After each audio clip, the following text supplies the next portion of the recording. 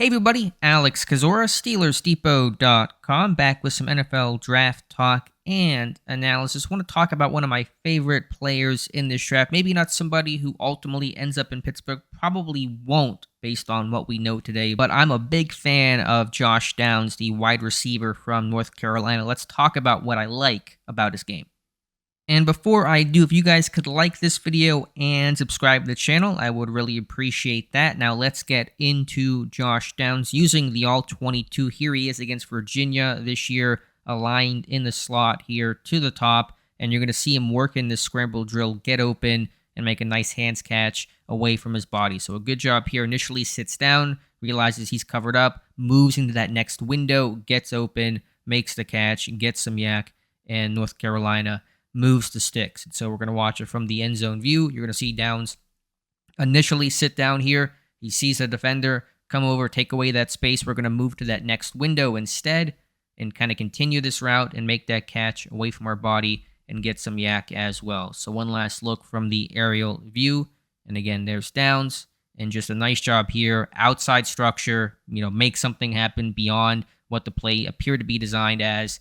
Find grass, get open, stay in your quarterback's cone of vision, and make the catch.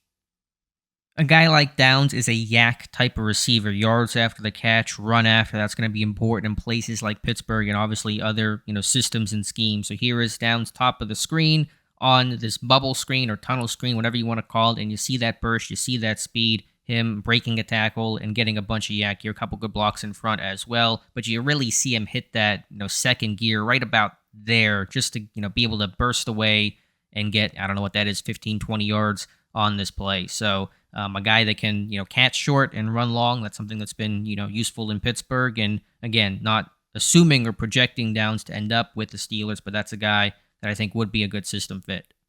Now, the knock on Josh Downs is a lack of size, but I think what makes him different than maybe your typical, 5'8", 5'9" receiver is how big he plays when the ball is in the air, finding the ball, tracking it, high pointing, and finishing the play with strong hands. One last clip from this Virginia game in the slot. You see the burst here initially to be able to create that space, and then at the catch point, go up and get the football, body control, get your feet in bounds. Just to look at this one again.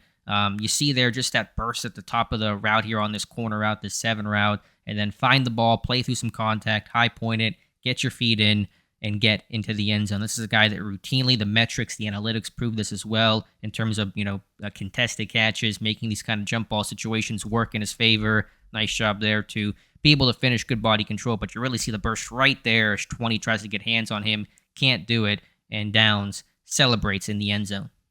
Different game, but same idea. Here's Josh Downs in 2022 against Notre Dame, aligned as a number 3 receiver in the slot here. Good pick and rub route to get him open here, but you see Downs really create that burst and that separation there at the top with that great move, and then just like the Virginia clip, go up there, get the football, high point it, and so a nice job here. The scheme helps a little bit, but I mean, that DB is on skates, and Downs, again, going up, elevating, and making the catch in the end zone. So this is a guy that won big in the end zone repeatedly. Again, I know he's going to be knocked for the lack of size, but I think his catch radius, he plays a whole lot bigger than what that frame, that listing height weight is going to indicate. And again, just separate, get open. The best receiver is an open one. Josh Downs gets open, and he plays big at the catch point as well.